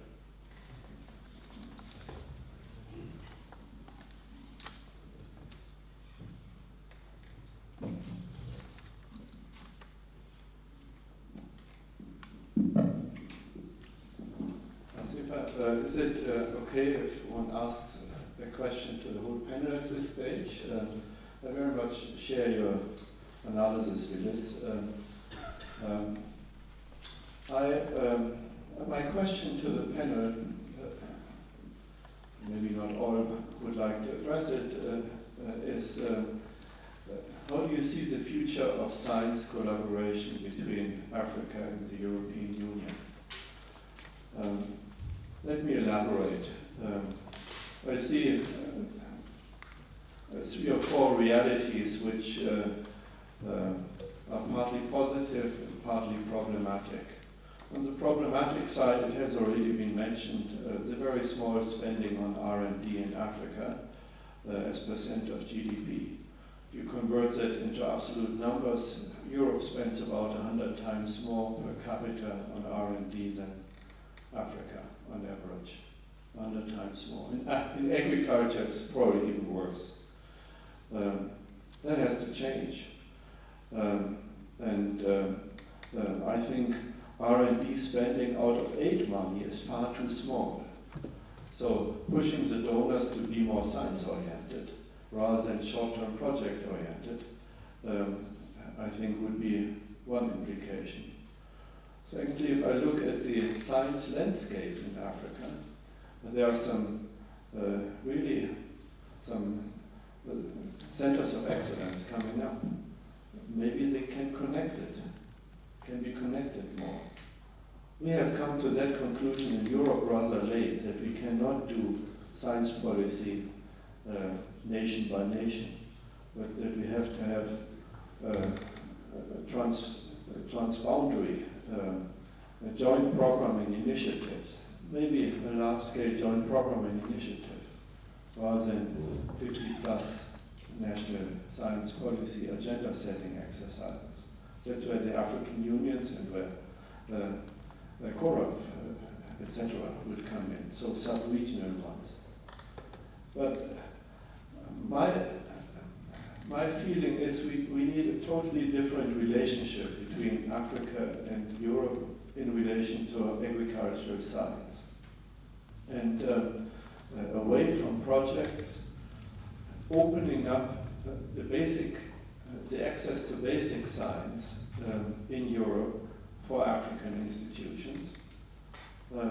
Because much of agriculture innovations require the access to basic science and not a 3-year project that relates to biotechnologies as much to engineering and to meteorological aspects and to soil science and all of that.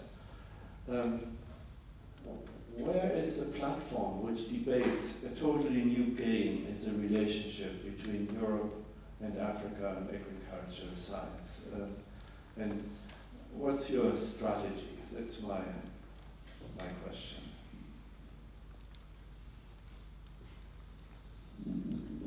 Anyone would like to try that from the panel?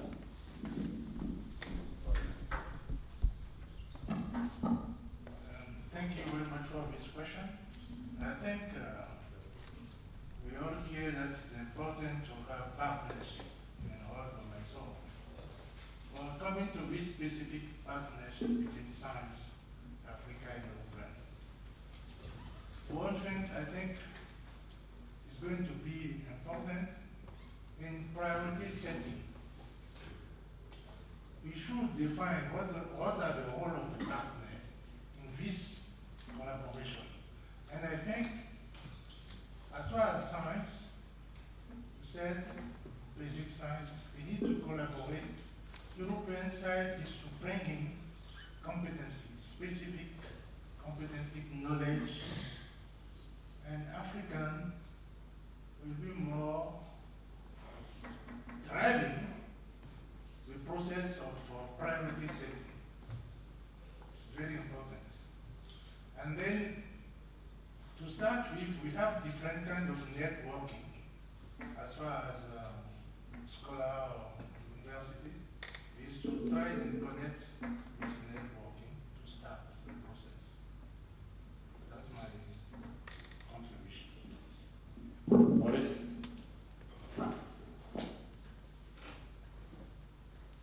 Well, I will respond to that question at two levels.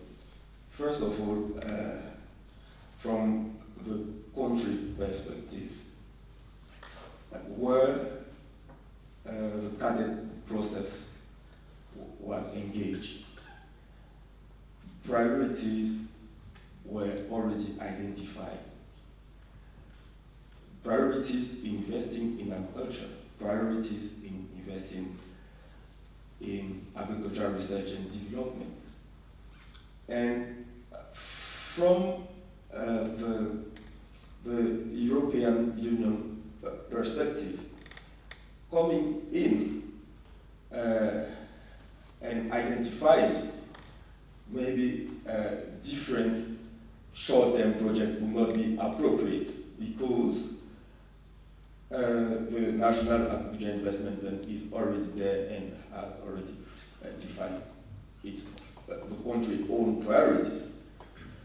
Therefore, there will be a need for an effort to align maybe the European Union initiatives to the priorities already embedded in the National Investment Plan. So, on my second point, the African Union Commission, the FARA, the sub-regional organization, including CORAF and ASARECA, for the EU Year of Agriculture 2014, are in the process of elaboration of a science agenda for African agriculture to really detail the strategy, the African strategy for African agriculture for the next decade in a long-term view. And I think the first draft document will be ready by the end of this year and shared with everybody. Thank you. Anyone? Alemayehu? Thank you very much. We can think, first of all, I'm very sympathetic to the position and the description that now Nick's presentation, intervention represents. So the key response, of course, is that reorientation is necessary, and at three levels. If we start with research organizations or organizations at the national level, they have to be flexible and more aggressive in their collaboration effort. They they have to be more proactive and attempt to extract a more long-term relationship, more regular relationship and collaboration. That's a little bit of a chicken and egg question, because these are weaker institutions. This is part of the process of building them up. So there is that challenge, but it has to be consciously attempted in some sense in an administrative way. At the national level, I see two areas of implementation. One is in the discourse that governments have amongst themselves.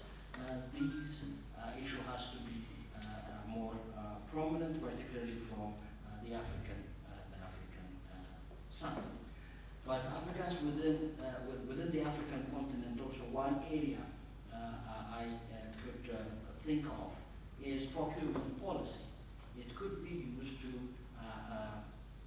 encourage transboundary collaboration or interaction by being open to bids from, say, for Eastern African countries or other African countries. So procurement policy related to this research and development could be used as an instrument at the national level. At the regional level, I would be kind of candid. I think such organizations, despite their genuine efforts, suffer from a type of government failure, in the sense that in all the problems that the national government face are present in a compounded form. For instance, I'm sorry, my colleagues again. For instance, AU conduct affairs, for instance, AU is not accountable by design. So the type of coordination failure limits how proactive regional organizations can be, and that has to be addressed. That is it's not easy to address, but by the way, I'm working for the ECA a while back, so I know what I'm talking about. I'm not just being critical from outside. I've worked and seen how difficult it is for these guys to work. So that it is essentially a political problem. Unless that is addressed, it is still an effort, and that could be one dimension of the recommendations. Thanks. Thank you, Alemayehu. I think we move on. I think the question of Joachim was great, and the point that Willis mentioned before of the need of having endowed care. I really think the issue is not only Africa. The issue is the Gates Foundation. The issue a lot of donors. I'm not sure that there is. It's interesting what you think. I'm not sure that we really have a collaborative process that we set that priority in terms of investment. To what extent do you think that investing in what we can call education industrial complex, where you have certain long-term investment to build academic excellence, and at the same time you have also throughout both in terms of research, extension, and development, you have permanence. What do you think if we had about thinking about emphasizing the long-term infrastructure in the same way that Brazil did this in Brava? So there is something that there will be continuity. And then one of the challenges, how do you locate it? Do you do it in a regional level? How do you link it between regions and individual countries? But thinking, moving from the project idea with all donors and maybe having some concentrated effort to think, okay, let's move from project into building some infrastructure. That may work better. And I think something like this could also increase the number of donors because we can get donors from private companies, donors from rich people, etc. Thank you. Anyone would like to reflect? First of all, I would like to address the issue of accountability within the academy. There is what we call the mutual accountability framework that has a result framework and a mechanism to help to hold all the stakeholders accountable on achieving what are the objectives of CADEP. This is one. Second, you have accountability frameworks. Each year, the African Union Commission with the NEPAD agency organize what we call the CADEP Platform Partnership, generally organized in March, where we assess the progress of what any institution was supposed to do and try to correct it. At country level, you have what we call the joint sector review. After maybe 3 years of national agriculture investment plan implementation, the government, the donors, the private sector, they sit all together and they identify what did not work, what failed, and how can we be able to move forward. So accountability exists within CADEP. This is the point I wanted to highlight first. Coming back to the question, I think I lost a bit. If you can. David, you want to repeat the question? Do you want to repeat the question, please?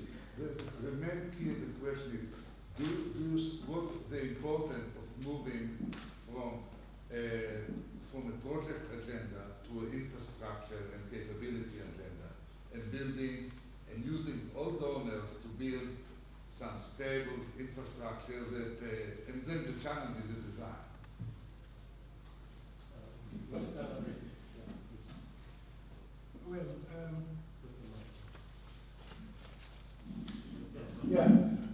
to my knowledge, some attempts have been made to create science parks, but these have not matured. I mean, they remain at the proposal stage, and we believe that having these science parks where infrastructure, research infrastructure and technology infrastructure can be assembled so that it can be accessible to all who need research results, can be facilitated. But this again begs the question as to whether there can be sufficient support from willing partners to develop that kind of infrastructure. Because the question is, can you have a dialogue that says, okay, how much of our resources will go to project and how much go to infrastructure? For example, Gates wouldn't put money for a chair. You may need 5 endowed chairs in basic sciences in Africa, and Gates has the money that they would like. So if you can have a dialogue and say, okay, let's have a portfolio. Yeah. Some of the portfolio is project. Some of the portfolio is infrastructure. Other portfolio is human capital.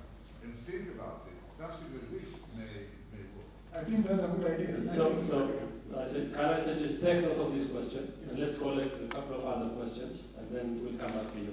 Andrew. This is an increasing the yields. One is, of course, the adoption of the existing technologies into extension and other things. The other is new technologies. The kind of, which David mentioned, research and also R&D increase, and Embrapa kind of infrastructure. But new technology also is GM crops. What is it's entirely ruled out, or because by ruling out GM crops, we are ruling out the food security of Africans. Okay, another question.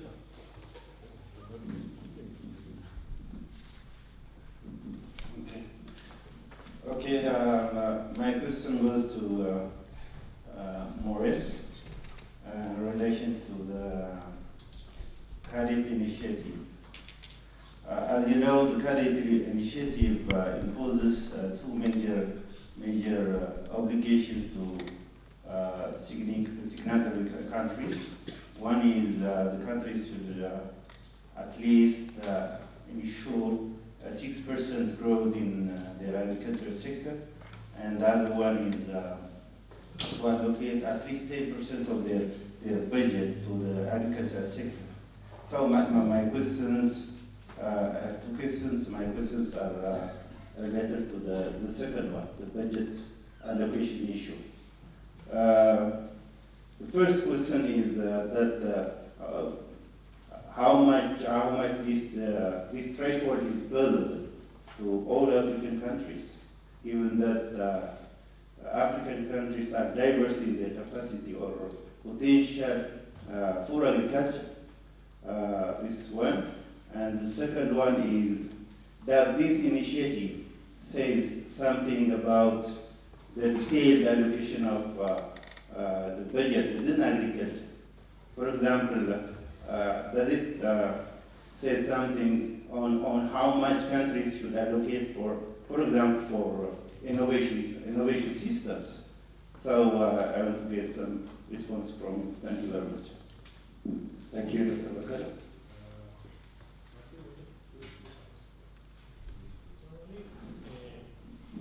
One comment on regional integration. Because if we are talking of infrastructure, we are talking of public goods. The only way I see that this could move forward if you promote regional public goods. And that seems not to be the case, although you have a nice regional strategy. But I don't see the incentives aligned towards that. So that's one. And the second one is on, which is kind of not to do.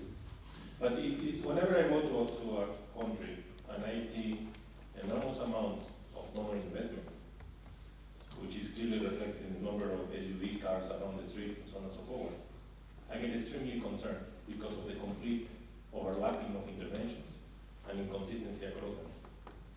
So how are you planning to guide better the donor investment or the multilateral investment in your country? Because clearly they are competing against each other and you find a lot of inconsistencies, which at the end of the line end distorting markets.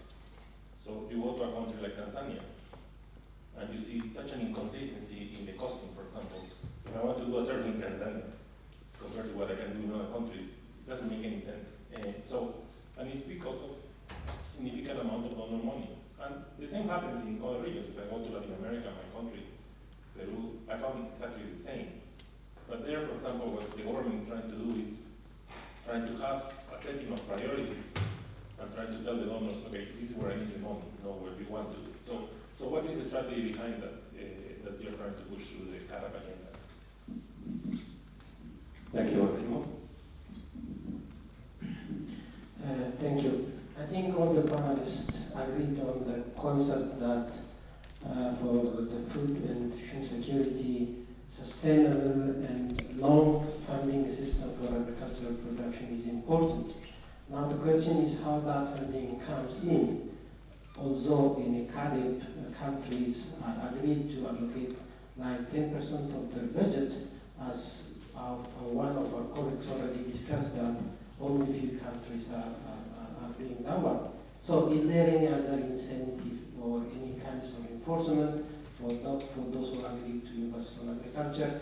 In a sense, and since we are talking about a common market or joint market policy, if country X really invests based on their commitment and the country Y can't do, that country X can Y be benefiting out of country X, that will have a disincentive impact on the country Y, so that we couldn't able to get long and sustainable funding systems there. Thank you. And finally, I don't see any other hand. Yes. Over this year, there has been an initiation of a new initiative for agricultural science collaboration between European Commission and Africa was presented at FARO. It currently is under the working title Intense Africa.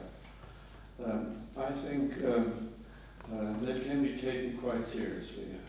If on the African side some drive for agenda setting is forthcoming, I think there's a change in the attitudes in Europe and in the European Commission. That the agenda should be set in Africa, and we should, like with trade, open up the science system in Europe for full access by African scientific institutions. And of course, in the long run, it has to be co-financed, but it needs large money, and I think there is a commitment to do so, and it needs a long-term perspective. Thank you. I think there are some specific questions on CAREF, Maurice. I think any one of you who would like to reflect on some of the issues, maybe you can take 2 minutes. Can I start with you, Willis?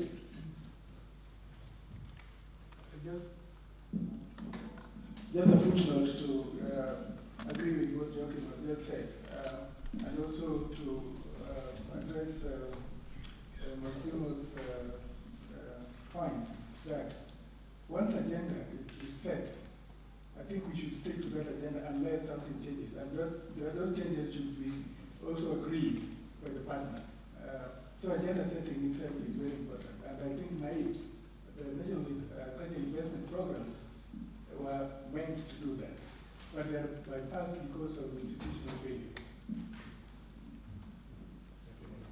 You want to add? The final point I'd like to make is well, anything we are doing, we need to dialogue and come to a consensus. And that will bring, when you come to the issue of adoption, talk about innovation platform, career for the whole point is dialogue and get consensus on our undertaking.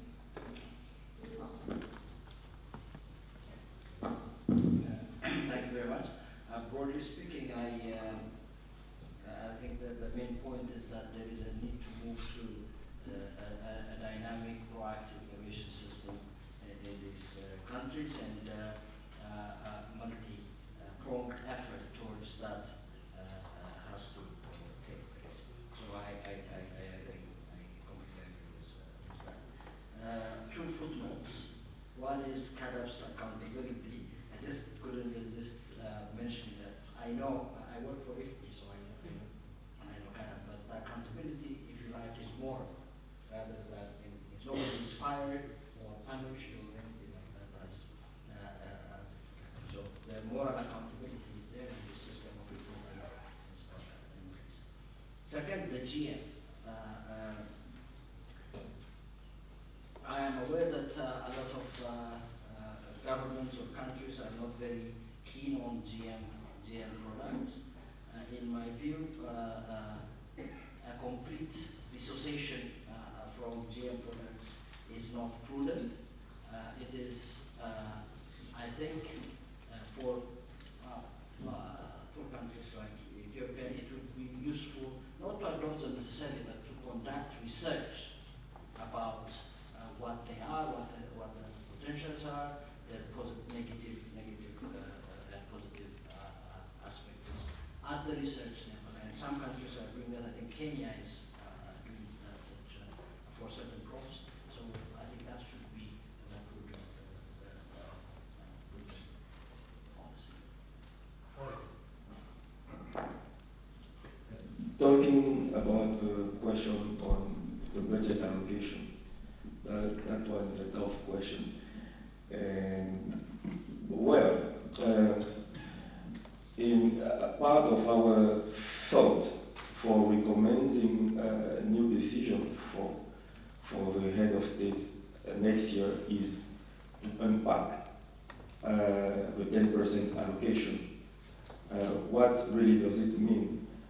Does it mean that the public allocation will go to the ministry? Does it mean that the public allocation will go to infrastructure, to what extent. We are exploring also the response to that question presently. And I don't have a detailed response, but I can try to respond. Having seen a couple of national agriculture investment plans, there is always a costing part. And this costing part is shared among all the signatories of the agreement, what is called the compact. And this costing shows what each of the signatories will put to implement the investment plan. Government can have a certain amount, the private sector, the development partners, the farmers' organization. And this can be, I think, extracted because generally there are 5 years plan. If you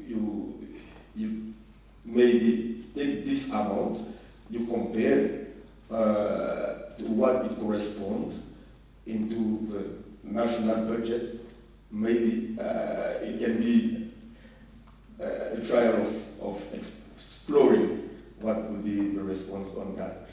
Also, the application of the 10% investment among countries. Can we compare a country like my country, Côte d'Ivoire, and a country like South Africa in terms of relative figures of allocation? Maybe 1% budget allocation in South Africa will correspond to 20% in Ivory Coast. So, but these figures are indicative and are more, I think they have more a role of tapping the conscience of our leaders that agriculture is so important that they need to invest more in the agricultural sector. Well, still the study that we are conducting, we will be able also to respond in detail to that question. Thank you. Asiri, do you have a last word? Just a few comments about the GMOs. ECA does not have any stand on GMOs issue, but I have a personal stand on it. I think if GMOs are analyzed and researched properly, they can help to address Africa food insecurity. But a lot of negativity has gone forward onto the GMOs, like the land grabbing issue. You know, if you take the land grabbing, for me it's not a bad idea if it's well targeted. So that's my point on GMOs. The other 10%, definitely, it was something to start with. You know, we have complained about MDGs that it has been dropped on us, but the NEPAD is an African-grown thing. The current 10% is something to start with, and now it's going to be impact. Otherwise, the 10% can be used to buy SUVs. You know, so what's the use? About the overlapping funding issue and the donor coordination, African Union is doing its own best so that any collaboration with Africa now would start with AU, and then you have the regional economic commissions, and then you have the intergovernmental organization, the IGOs, and the member states. If any donor liking to work with a certain country goes towards the REX first, either COMESA or EAC or ECOWAS, and then go down to the member states, the coordination will be complicated, you know. And Stephen Karingi division is very big on regional integration of this. Thank you very much. I think we have to stop it there. I believe this has been a wonderful session. Although we have only tangentially, focused on the food and nutrition security.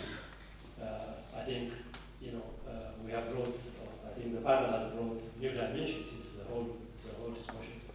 And one of the objectives of the FOODSECURE project is innovation, and I think that is a very good